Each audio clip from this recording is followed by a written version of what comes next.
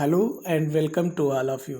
हम लोग डॉक्टर अमित किशोर जी की बुक को कवर कर रहे हैं, तो उसी क्रम में हम उनकी बुक में दिए हुए कुछ शॉर्ट नोट्स को कवर करेंगे। तो चलिए जहां से लास्ट क्लास में वाइंड अप किया था वहीं से कंटिन्यू करते हैं। हमारा टॉपिक है संसाधन सहभागिता। एक्चुअली डायरेक्टली यहाँ से नहीं आता है क्वेश्चन, लेकिन जो क्वेश्चंस आते हैं एग्जाम में उनके बैकग्राउंड को समझने के लिए हम यहाँ से कुछ आइडिया ज़रूर लेंगे। यहाँ से एक्चुअली सहभागिता वर्ड से ही रिलेटेड है कि कुछ सहयोग किया जा रहा है।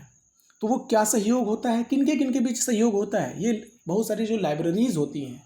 एक्चुअली हम लोग किस लिए प्रिपेयर कर रहे हैं, किसी लाइब्रेरियन के लिए, किसी लाइब्रेरी को हैंडल करने के लिए।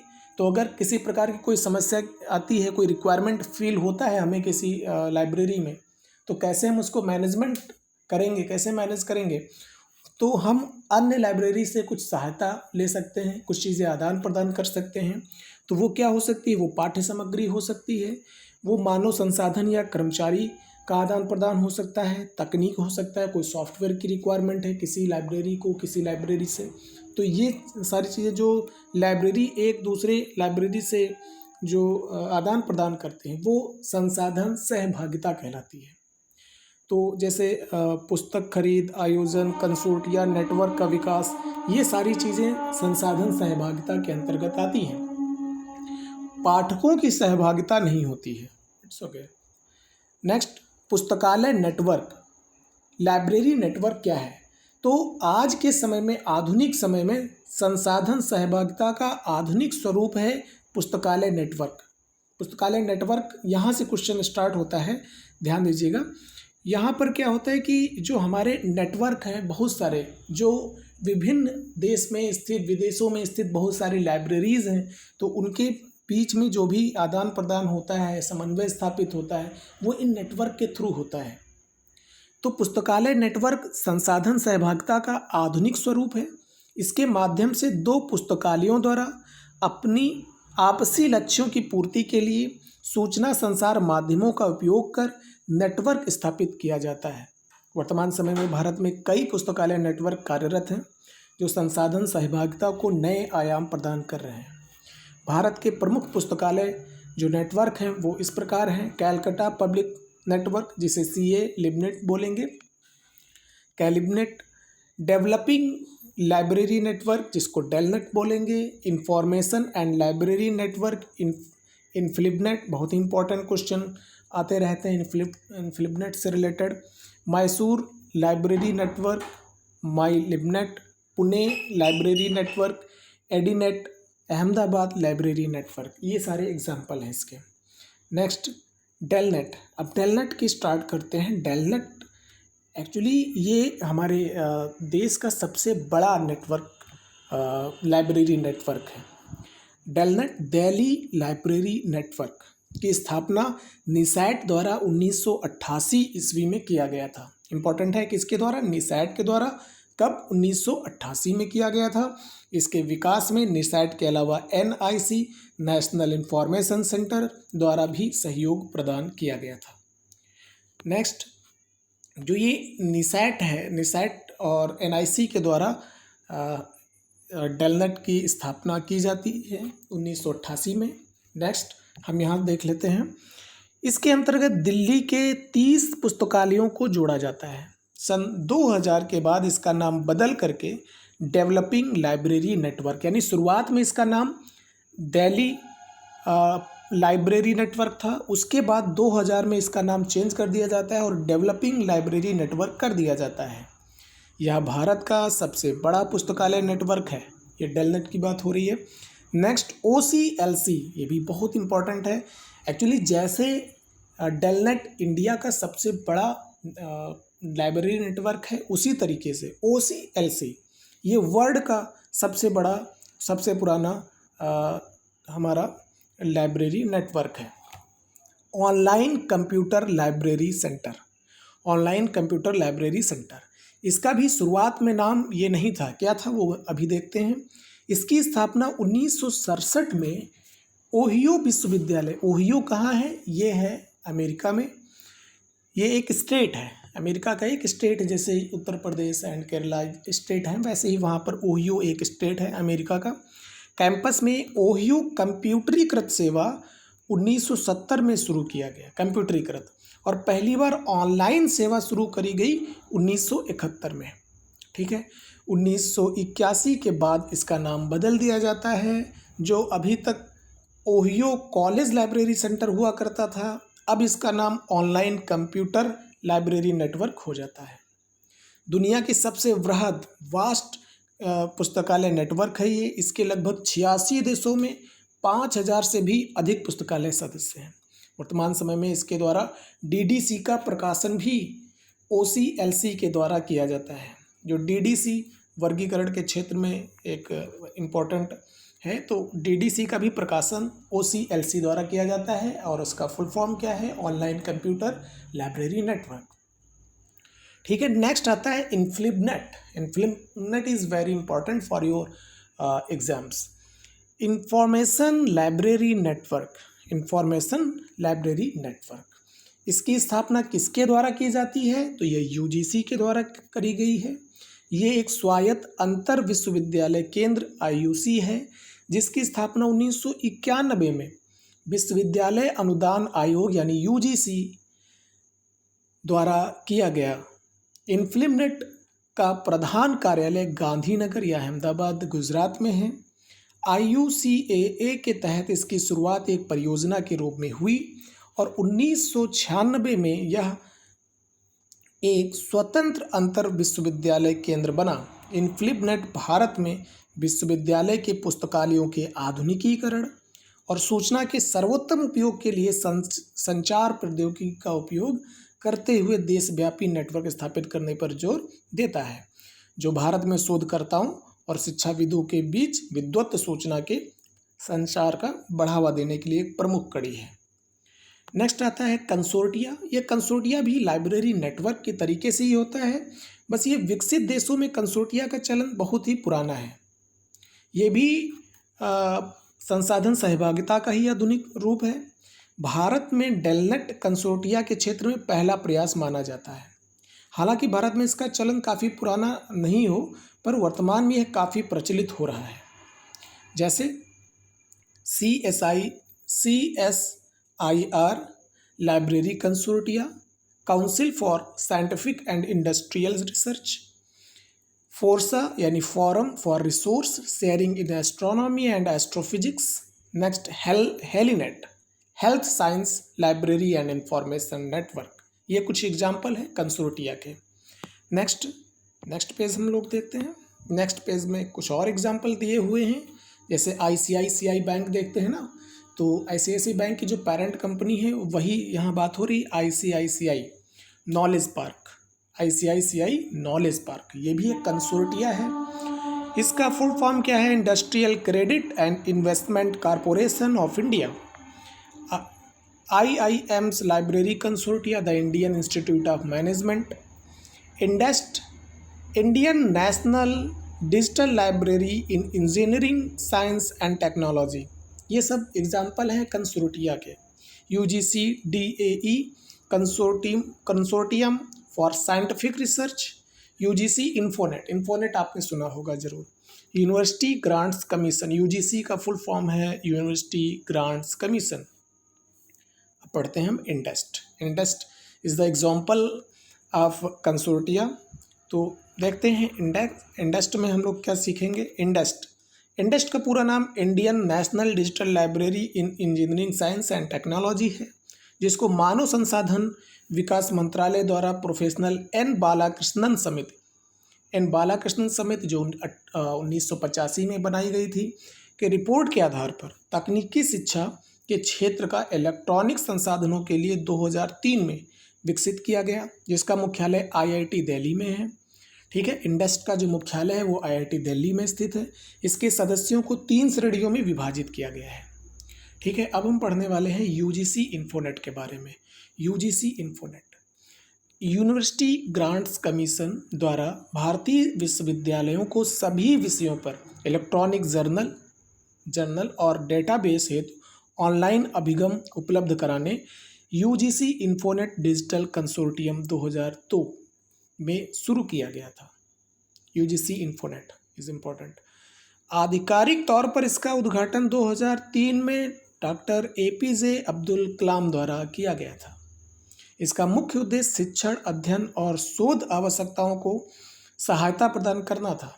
इन्फ्लिबनेट केंद्र अहमदाबाद द्वारा UGC इन्फोनेट कार्यक्रम की देखरेख की जाती है। ये काफ़ी क्वेश्चन में पूछ लिया जाता है कि UGC इन्फोनेट की देखरेख कौन करता है। तो इन्फ्लिबनेट जो कहाँ अवस्थित है, अहमदाबाद गुजरात में, तथा UGC अर्नेट और विश्वविद्यालयों के बीच सामंजस्य स्थापित किया जाता है।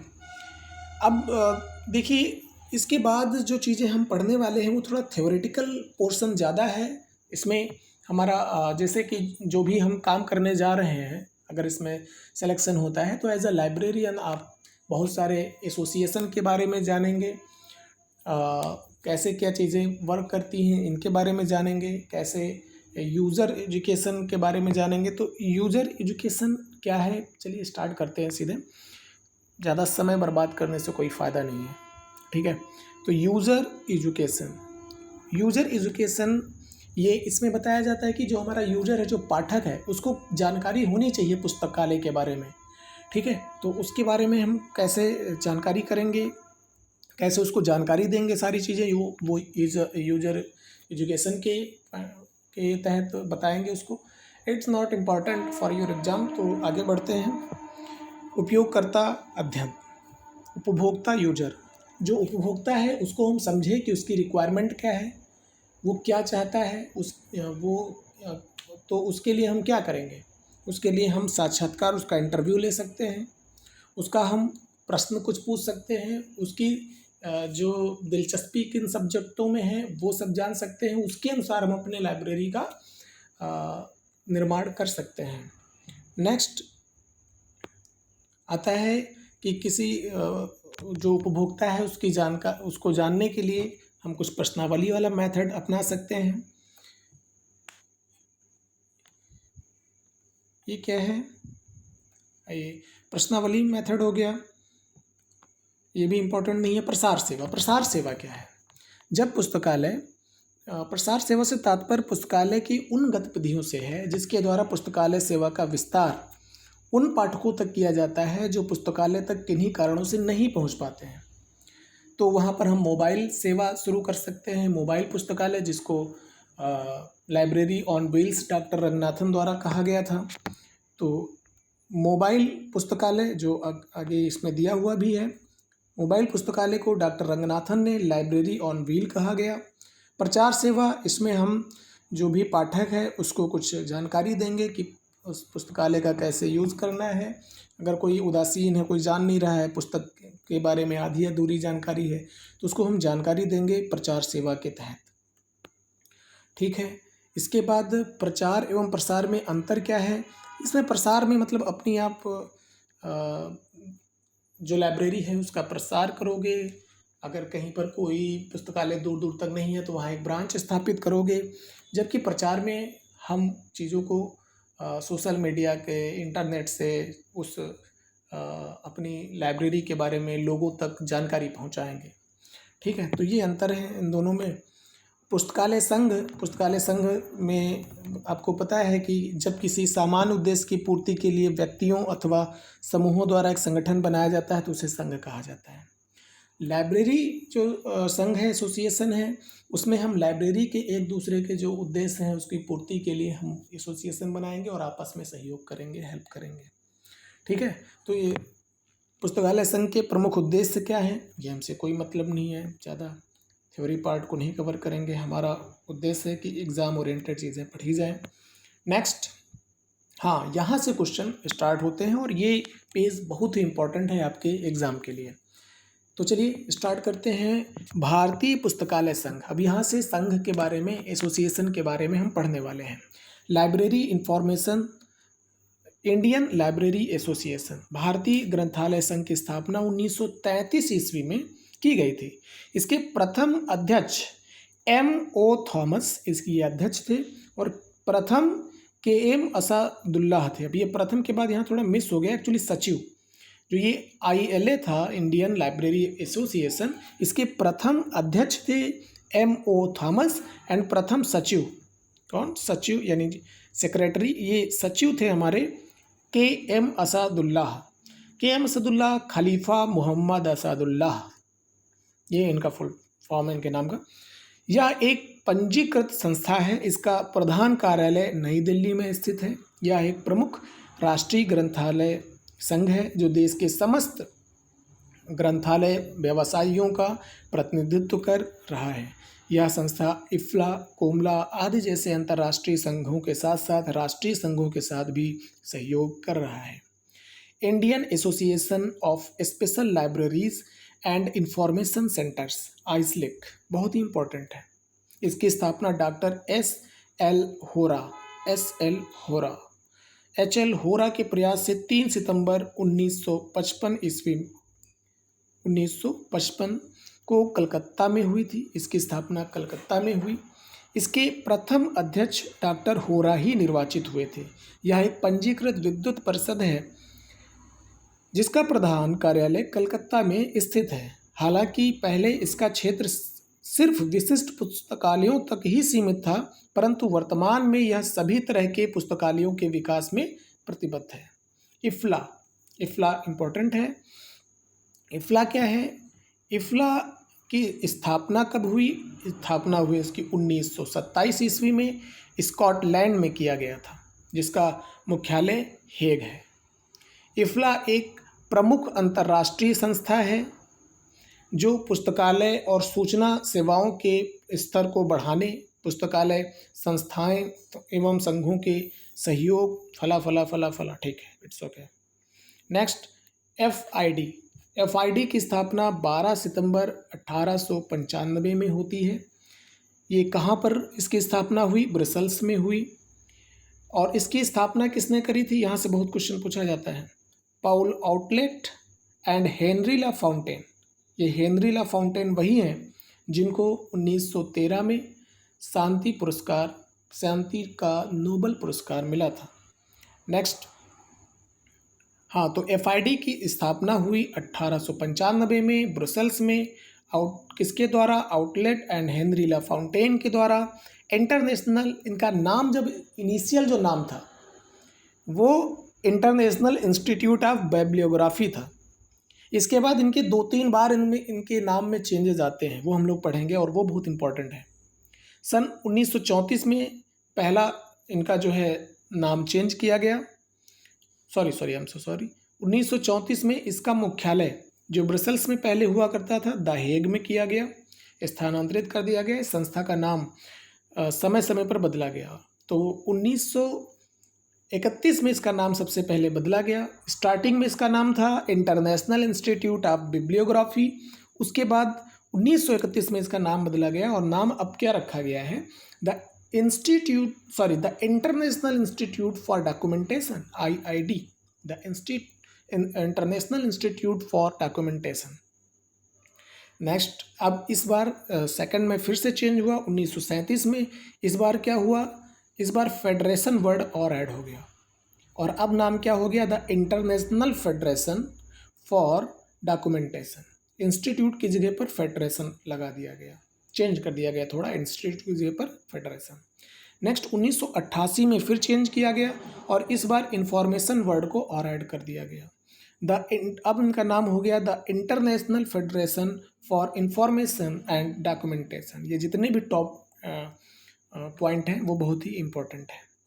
नेक्स्ट, 2002 में इसे विघटित कर दिया गया। FID की सबसे बड़ी उपलब्धि UDC यूनिवर्सल डेसिमल क्लासिफिकेशन, इसका प्रकाशन किया जाना है।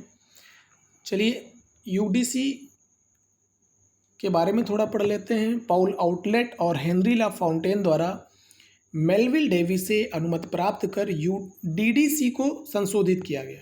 DDC को संशोधित करने का श्रेय का काम शुरू किया गया। सन 1905 में UDC का प्रकाशन हुआ, 1905 में। इसके अलावा BSO वर्गीकरण पद्धति का निर्माण भी यूनेस्को के सहयोग से किया गया। पुस्तकालय प्रबंधन, अब अगर कोई पुस्तकालय आपने बनाया तो उसका प्रबंधन कैसे करेंगे उसके बारे में बताया गया है। उसमें कैसे बुक्स को लाना, कैसे वहाँ पर सर्कुलेशन चीज़ को बनाना, आदान प्रदान करना बुक्स का, ये सारी चीज़ें आती हैं हमारे पुस्तकालय प्रबंधन में। तो पुस्तकालय प्रबंधन में हेनरी फेयोल ने प्रबंध के 14 प्रमुख सिद्धांतों का प्रतिपादन किया।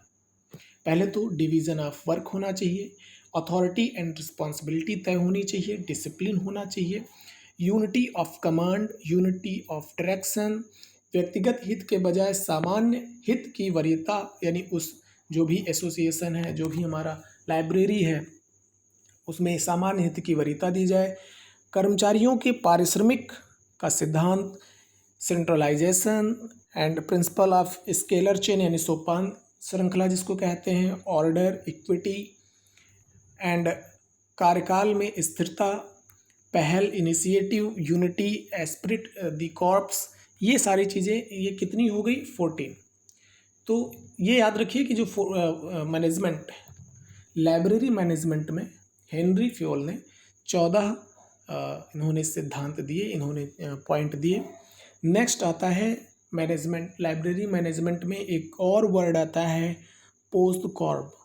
पोस्ट कॉर्प क्या है, ये इम्पॉर्टेंट है। ये लुथर गुलिक और एल उर्विक द्वारा प्रबंधन के 7 नए आयामों को लेकर एक नए शब्द की रचना की, जिसे पोस्ट कॉर्प कहा जाता है। तो पोस्ट कॉर्प के बारे में ज़रा देखते हैं। पोस्ट कॉर्प में जितने भी लेटर यूज हुए हैं उसकी मीनिंग है क्या है, आइए देखते हैं।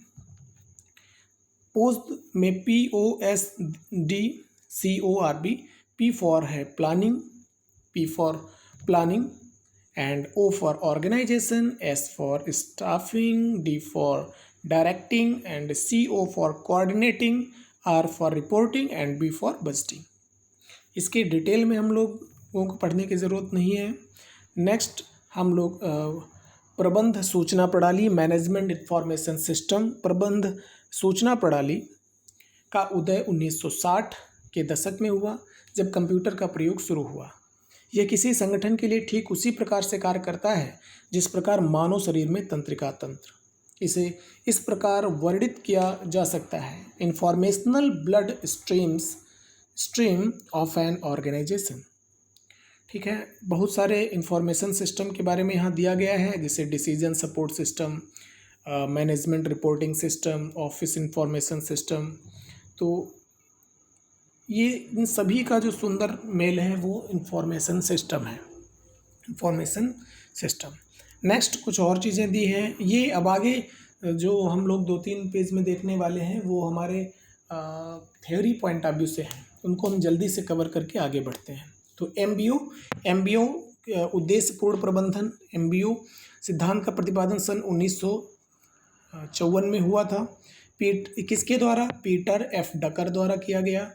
MBO की स्थापना 1954 में, प्रतिपादन इसका स्थापना, it's not a institute, Peter F Drucker. ठीक है, नेक्स्ट आते हैं संपूर्ण गुणवत्ता प्रबंध सिद्धांत, टोटल क्वालिटी मैनेजमेंट। इसमें क्या है, ये 1985 में इसका प्रतिपादन हुआ और इसको किसके द्वारा? US navy W Edward Deming के द्वारा। तो ज़्यादा इसमें समय नहीं लेंगे, जल्दी जल्दी इसको ख़त्म करके हम आते हैं। नेक्स्ट पेज है हमारा। इसमें क्या है कि सेवाओं में निरंतर सुधार किया जाए। इसमें ये पहले प्रबंधन का, इसको ध्यान से देखिएगा, पहले प्रबंधन का सारा ध्यान अधिकतम उत्पादन, अधिकतम मुनाफा पर केंद्रित होता था। लेकिन आज के समय में पैटर्न बदल रहा है और प्रबंधन द्वारा ग्राहकों की आवश्यकताओं पर ध्यान दिया जाता है। उनको हम ज़्यादा अच्छी से अच्छी सर्विस कैसे प्रदान कर सकते हैं। जैसे कोई चीज़ खरीदनी है तो फ्लिपकार्ट एंड अमेज़न चाहती है कि हम कैसे जो हमारे ग्राहक हैं उनको अच्छी से अच्छी सुविधा प्रदान कर सकें। तो आज का व्यापार का जो सिस्टम है वो चेंज हुआ है। मानव संसाधन प्रबंध, भर्ती, प्रशिक्षण, कार्य विश्लेषण, परफॉर्मेंस इवैल्यूएशन, ये एग्जाम के पॉइंट ऑफ व्यू से इम्पोर्टेंट नहीं है, इसको आगे बढ़ते हैं। नेक्स्ट है हमारा अधिग्रहण विभाग, एक्विजिशन सेक्शन, एक्सेशन रजिस्टर इसमें बनाया जाता है। एक्सेशन जो हमारा एक्सेशन रजिस्टर है, इसकी साइज़ क्या होती है वो देख लीजिए, 16x13, ठीक है। तकनीकी विभाग क्या होता है, छोड़ दीजिए, कोई इम्पोर्टेंट नहीं है। नेक्स्ट आते हैं, रेफरेंस सेक्शन इम्पोर्टेंट नहीं है। वीडिंग आउट ये कोई इम्पोर्टेंट नहीं है। नेवार्क पद्धति थोड़ा सा देख लेते हैं, ठीक है। नेवार्क पद्धति, तो नेवार्क पद्धति क्या है, निर्गम आगम, पुस्तक का आगम और निर्गम, इस पद्धति का विकास सन 1900 ईस्वी में संयुक्त राज्य के न्यू जर्सी राज्य के न्यूयॉर्क सार्वजनिक पुस्तकालय में हुआ था, ठीक है। और इसमें जो पत्रक होता है वो 5, इसकी साइज़ देख लीजिए 5/3 का है। नेक्स्ट आ जाते हैं हम लोग, हाँ यहाँ से आप लोग थोड़ा ध्यान दीजिएगा, ये इम्पोर्टेंट है। तो लाइब्रेरी लेजिस्लेशन, जो हमारे एक्ट बने हैं लाइब्रेरी में, उसके बारे में हम लोग पढ़ने वाले हैं। बस जल्दी से ये वाइंड अप हो रहा है क्लास। तो इसमें देखिए अभी तक कितने बनाए जा चुके हैं, 19, ठीक है। 19 बनाए जा चुके हैं। 19 राज्यों में अभी तक कोई ना कोई एक्ट पारित किया जा चुका है। इन 19 राज्यों में कोई सेस नहीं लगता है, लाइब्रेरी सेस 6 राज्यों को छोड़ करके किसी में नहीं लगता है। तो 19 में से 6 राज्यों में लगता है और बाकी के 13 में कोई सेस नहीं लगता है। तो इन 6 को हम देख लेते हैं जहाँ पर लाइब्रेरी सेस लगता है। तो एक तो मद्रास, आंध्रा, कर्नाटका। मद्रास 1948 में इनेक्टेड होता है और लाइब्रेरी सेस यहाँ 5% है, आंध्रा में 8% है, कर्नाटका में 3% है, ठीक है। नेक्स्ट और यहाँ पर हरियाणा, केरला, गोवा, यहाँ पर भी चार्जेस लगते हैं, ठीक है, सेस लगता है। नेक्स्ट आते हैं